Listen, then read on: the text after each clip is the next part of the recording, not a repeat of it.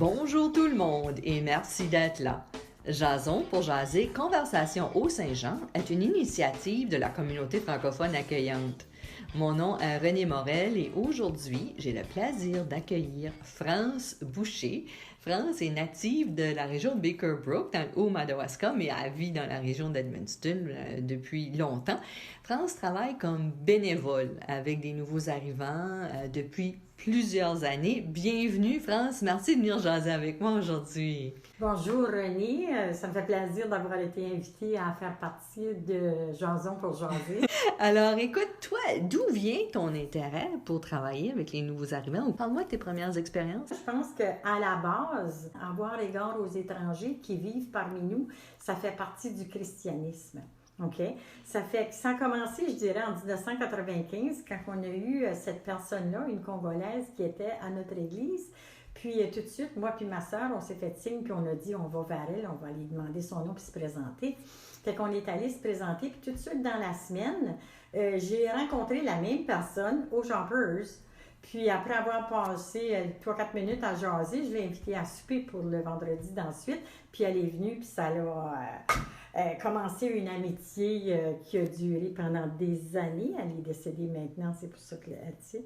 Puis il y a notre neveu, Weber Blanc de Haïtien, qui vit à Montréal depuis plusieurs années, qui est tombé en amour avec ma nièce, puis qui est marié, puis qui ont 2 belles grandes filles de 10 et 13 ans environ.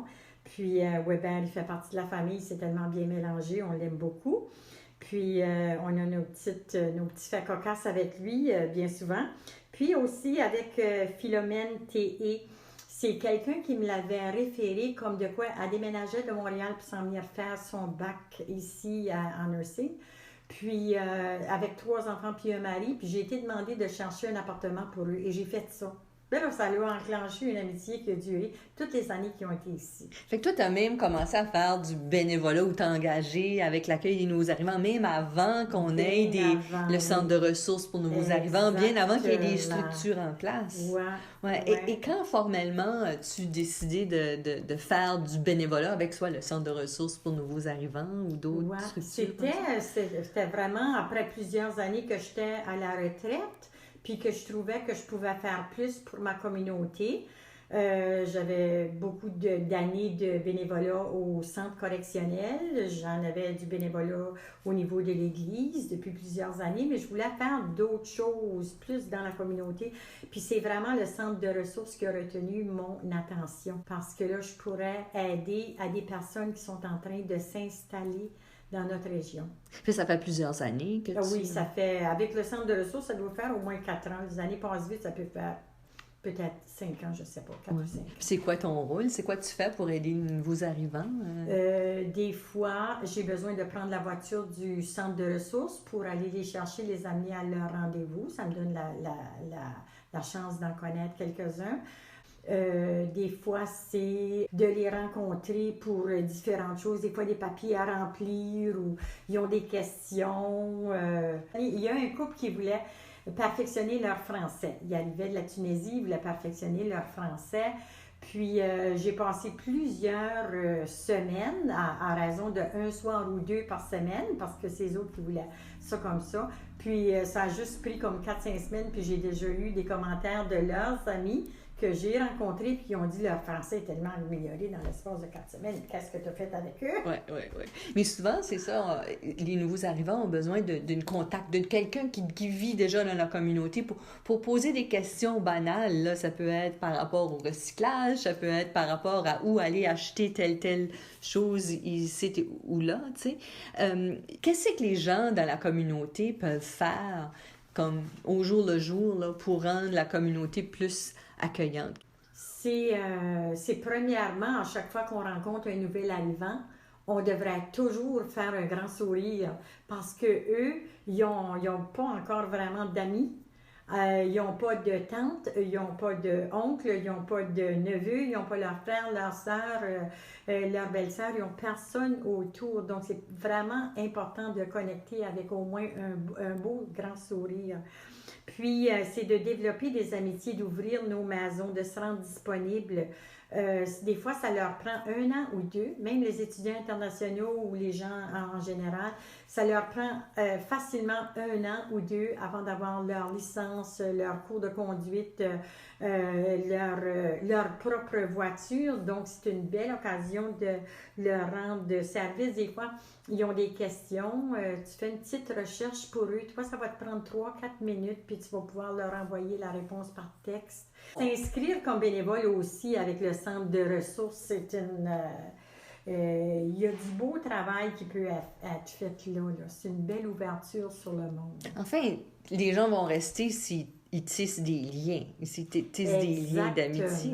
Fait qu'enfin, on veut adopter un nouvel arrivant ou qu'on veut qu'un nouvel arrivant nous adopte. Enfin, c'est une bonne façon de s'assurer qu'ils vont rester. Exactement. Le jumelage, on dirait qu'il se fait tout naturellement parce qu'il y en a avec qui on va cliquer, ça n'a pas de sens, là, tu sais, là, de plusieurs façons. Les gens qu'on rencontre, ça fait comme, on dirait que ça fait comme depuis longtemps qu'on les connaît. Exactement. On les rencontre, on dirait qu'on les connaît déjà. Exactement, exactement.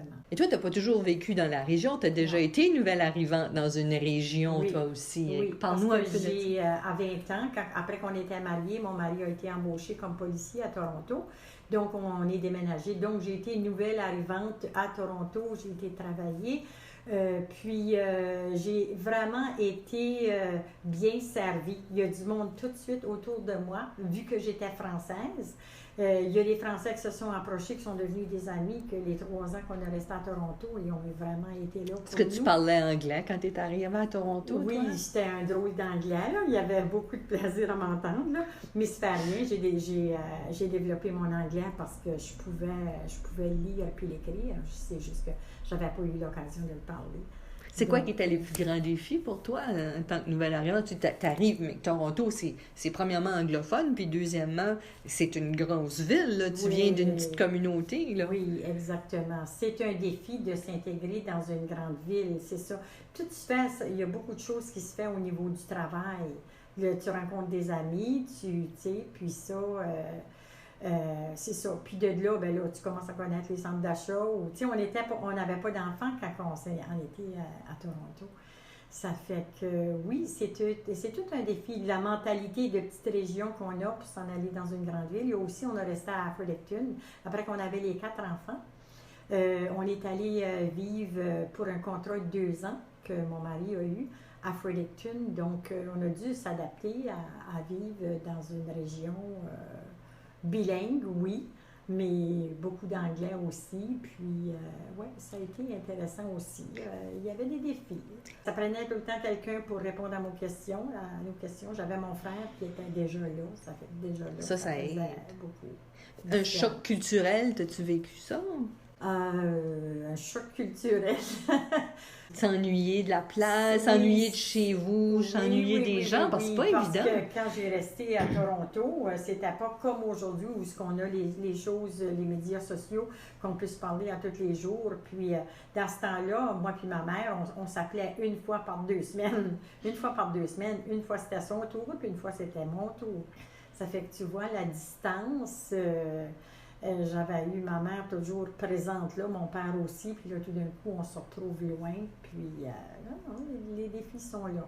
Qu'est-ce que tu as appris? Qu'est-ce qui t'enrichit? Qu'est-ce que tu apprends en donnant du temps à rencontrer des gens de nouvelles cultures, de d'autres pays? C'est une ouverture sur le monde, vraiment, quand on se tourne vers les nouveaux arrivants, c'est nous-mêmes, on devient inclusif, tu sais, parce que c'est très important d'être inclusif.